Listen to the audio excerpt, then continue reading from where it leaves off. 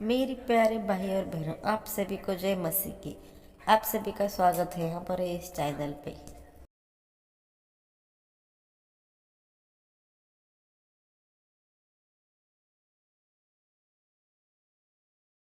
योहन अध्याय 15। मैं ही सच्ची दाखलता हूँ और मेरे पिता किसान हैं।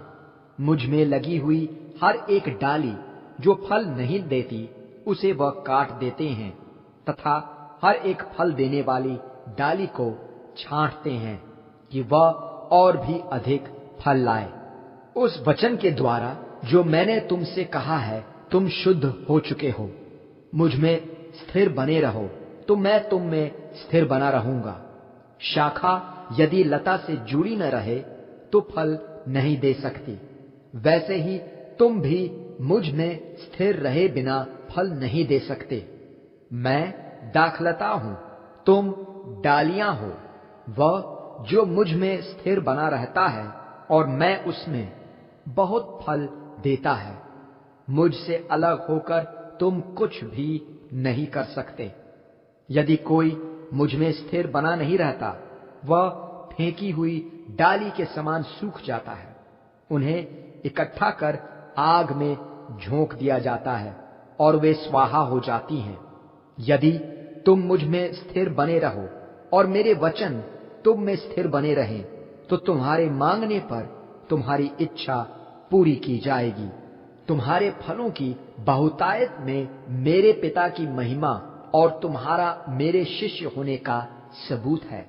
जिस प्रकार पिता ने मुझसे प्रेम किया है, उसी प्रकार मैंने भी तुमसे प्रेम किया है। मेरे प्रेम में स्थिर बने रहो। तुम मेरे प्रेम में स्थिर बने रहोगे यदि तुम मेरे आदेशों का पालन करते हो, जैसे मैं पिता के आदेशों का पालन करता आया हूं और उनके प्रेम में स्थिर हूं। यह सब मैंने तुमसे इसलिए कहा है कि तुम में मेरा आनंद बना रहे और तुम्हारा आनंद पूरा हो जाए। आपसी प्रेम की आज्ञा यह मेरी आज्ञा है कि तुम एक दूसरे से उसी प्रकार प्रेम करो जिस प्रकार मैंने तुमसे प्रेम किया है। इससे श्रेष्ठ प्रेम और कोई नहीं कि कोई अपने मित्रों के लिए अपने प्राण दे दे। यदि तुम मेरी आज्ञाओं का पालन करते हो तो तुम मेरे मित्र हो। मैंने तुम्हें दास नहीं मित्र माना है, क्योंकि दास स्वामी के कार्यों से अनजान रहता है। मैंने तुम्हें उन सभी बातों को बता दिया है जो मुझे पिता से मिली हुई हैं। तुमने मुझे नहीं, परंतु मैंने तुम्हें चुना है और तुम्हें नियुक्त किया है कि तुम फल दो, ऐसा फल जो स्थायी हो, जिससे मेरे नाम में तुम पिता से जो कुछ मांगो वह तुम्हें दे सकें। मेरी आज्ञा यह है, एक दूसरे से प्रेम करो। यदि संसार तुमसे घृणा करता है तो याद रखो कि उसने तुमसे पहले मुझसे घृणा की है। यदि तुम संसार के होते तो संसार तुमसे अपनों जैसा प्रेम करता। तुम संसार के नहीं हो, संसार में से मैंने तुम्हें चुन लिया है। संसार तुमसे इसलिए घृणा करता है। याद रखो कि मैंने तुमसे क्या कहा था, दास अपने स्वामी से बढ़कर नहीं होता। यदि उन्होंने मुझे सताया तो तुम्हें भी सताएंगे। यदि उन्होंने मेरी शिक्षा ग्रहण की तो तुम्हारी शिक्षा भी ग्रहण करेंगे। वे यह सब तुम्हारे साथ मेरे कारण करेंगे, क्योंकि वे मेरे भेजने वाले को नहीं जानते।